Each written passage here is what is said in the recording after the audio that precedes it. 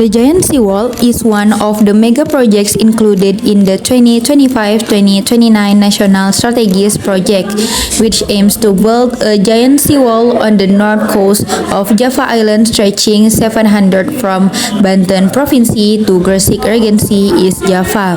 This project was carried out to prevent land submersion in the Pantura region caused by lowering land surface, rising sea levels, and recorded coastal area due to abrasion. This is very crucial because the Pantura region is one of the most economically productive regions in Indonesia with a contribution of 20% to national GDP.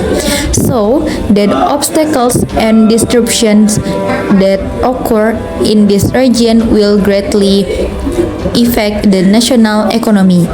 This is the initial reason for the start of the Giant Seawall mega project in the Pantura region.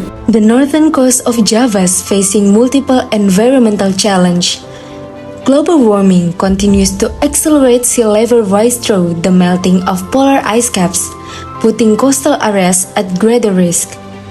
At the same time, the Pantura region experiences extreme land subsidence, reaching 10 to 15 cm per year, further worsening tidal flooding.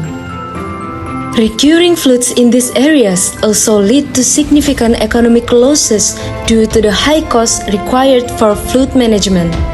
These combined pressures highlight the urgent need for stronger coastal protection measures.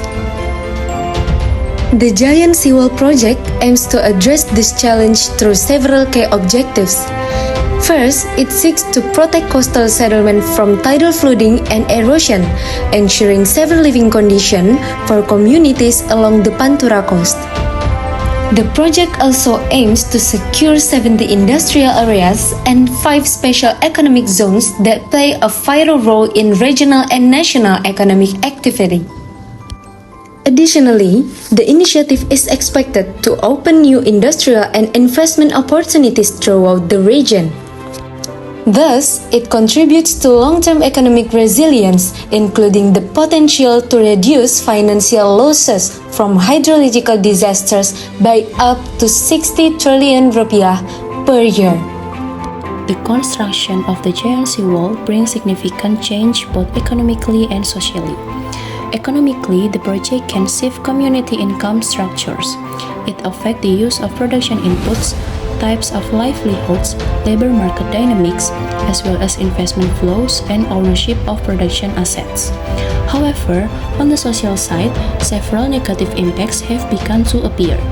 Fishermen are losing fishing grounds due to change in ocean current and the narrowing of coastal water caused by the seawall. Each hectare of flow sea area is estimated to cause losses up to 26 million rupiah each fisherman every year. Geographic inequality between western and eastern region, as well as between inland and coastal areas, is widening. Mangrove destruction, coastal ecosystem degradation, and a higher risk of flooding due to trapped water behind the seawall have also become threats. Development that is concentrated in urban areas may further deepen the divide between urban and rural regions. The main factor driving the urgency of this project is land subsidence, triggered by groundwater extraction for household and industrial needs. In areas such as Pekalongan, Semarang, and Demak, natural processes like sediment compaction also gradually lower the land's elevation. The Giant Seawall is a major project that offers protection, but it also creates challenges that must be managed carefully.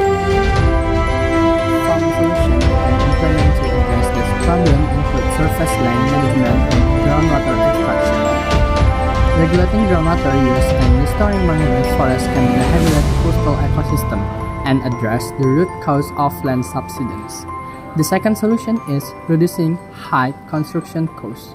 Although the cost of the Giant Seawall project exceeds the government fiscal capacity, the potential long-term benefit can attract investors. Both private and foreign investment are possible if the government ensures full transparency regarding claims, stage, and risk. The third is by establishing adaptive regulation for climate change. The Giant Seal Project is supported by several legal instruments, including Government Regulation Number 16 of 2004 concerning land use, Government Regulation Number 18 of 2021 concerning land administration, Government Regulation Number 32 of 2019 concerning marine spatial planning, and Presidential Regulation Number 3 of 2022 concerning the Java Sea zoning frame. By involving institutions such as the Ministry of Public Works and Public Housing, the Ministry of Forestry, and the Ministry of National Development Planning, or BAPENAS. Strong interagency coordination is crucial to align spatial planning and technical implementation. Consistent coordination ensures that Giant Seawall development is integrated with broader coastal needs.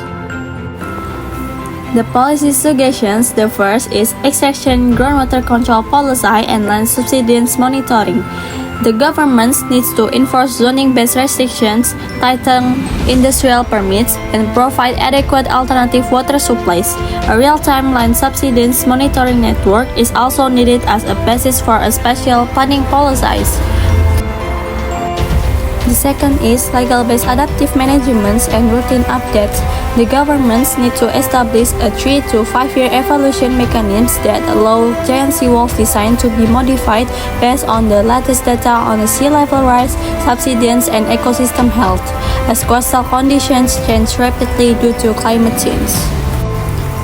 The last one is social economic protection is primarily for coastal communities, emphasize the importance of protection for the most affected group, particularly traditional fishermen. The government needs to ensure fair compensation, business capital support, alternative jobs training, and co-management of fishing zones so that fishermen can continue to have access to marine research.